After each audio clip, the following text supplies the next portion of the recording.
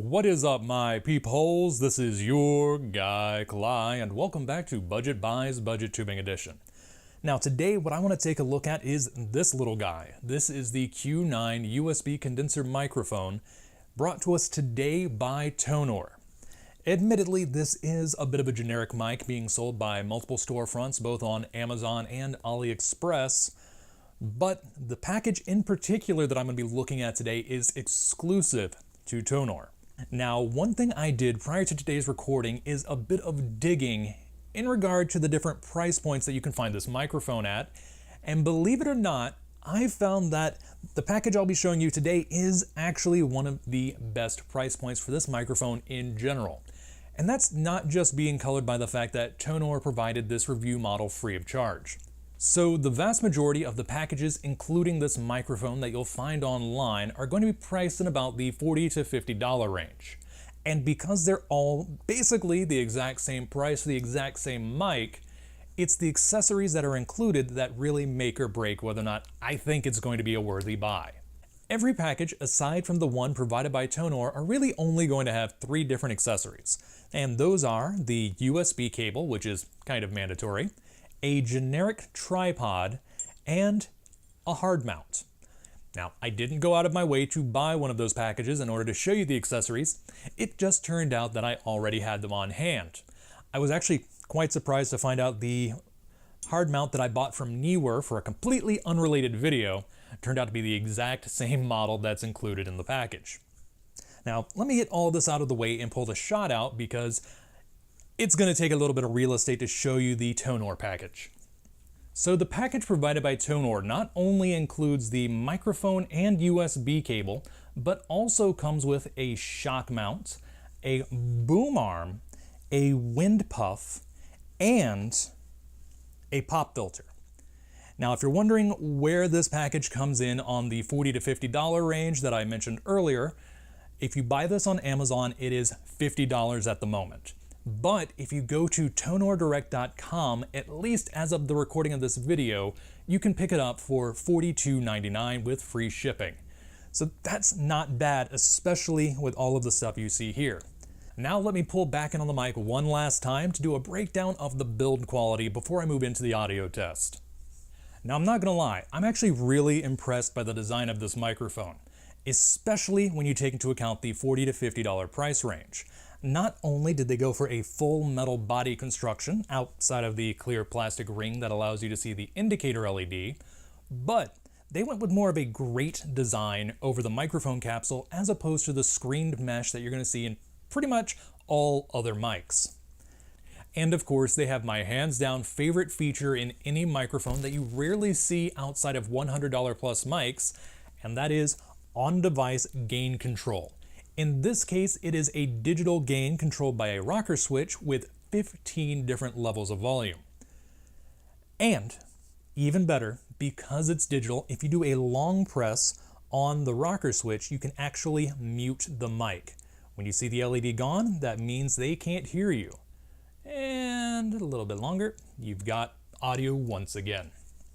And the last thing I want to talk about is how the mic hooks into a hard mount. Now I know this package came with a shock mount, but I'm not the biggest fan of putting mics with on-device gain control in a mount like this. Though, admittedly, the mount sleeve actually goes up to right below the button, so it works just fine if you do use the included shock mount, but I much prefer base mounts, and they did something kind of interesting. Because instead of just having a standard threaded shaft like the AT2020, or in this case, the Fifine K670, they have a little bit of a step between the external threads and the recessed threads that you'll see in mics like the BM800, BM700, NW7000, and both of these mics are coming in future videos, don't worry. And it's more of just a hybrid. Let me unplug it really quickly so I can show it directly to the mic. It has external threads, but they go inside. That means that I can use not only the mount from my AT2020 made for external threads, but also that cheap little Neewer mount that is made for internal threads. And, even better, there is a rubberized gasket that keeps the mic from slipping around no matter which mount you use. That means even the lower cost mounts will work just fine even after getting jostled around a bit. Because one of the complaints with the cheaper mounts is that they come loose pretty easily. Alright, I've gone ahead and switched over to the Q9 microphone, and I think it would be best to start this test off in Audacity. If you're wondering about the settings that I'm using right now, I've got my on-device gain set to a level of 10, and my digital gain set to around 30%. And as you can see by the recording level indicator over here, that gives me a range between -18 and -6 decibels. But don't worry, I will be mixing this down to -16 decibels just to make listening a whole lot easier. And that is the only editing that I'm going to be doing to this audio going forward, because I want you to hear the raw audio file so that you can determine whether or not it has the kind of quality you could do something with in your podcast or video.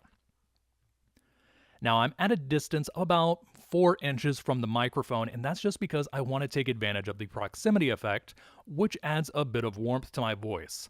And don't worry, I am using the pop filter, which is why you're not hearing a ton of plosives.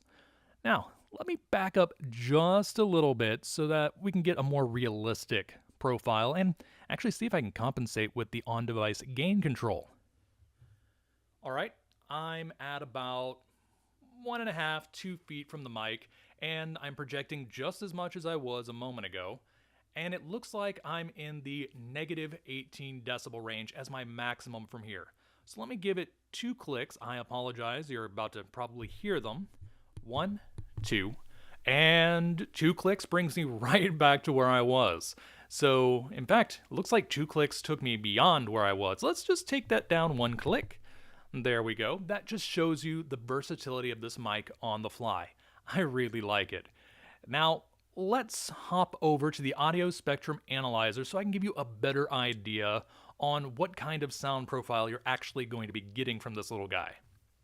Now, some of you who have seen my other microphone reviews might have noticed that earlier on in the video I failed to show the frequency response chart for this mic. And the reason for that is simple. The manufacturer didn't include one in the manual. Now, that's not a big deal in the slightest. That just means I don't really have anything to compare this to directly at this point in the video. But fortunately, the manufacturer was kind enough to mention that this mic is responsive between 20 Hz and 20 kHz, and based on everything I see here, I'm going to say they're not telling a fib.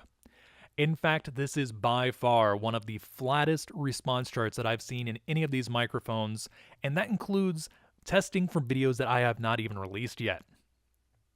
In fact, this mic is actually a lot more responsive in the bass department than most of the ones in this price range, which means I don't really have to do anything in post to make my voice sound warmer. Though, I might turn it up just a little bit, add a bit of reverb, fill out the room, all that kind of stuff that I'm not going to be doing here. Combine the fact that I have to do less in post with the fact that it has on-device gain control, and this package comes with all of those accessories I mentioned earlier, and $43 to $50 is not that bad. It's actually a really good price point for everything you're getting and the quality of the mic. Well, that's really all I've got to say. I've got more mics to test and more products to futz around with for future videos. So, until next time, this is your guy, Cly, signing off.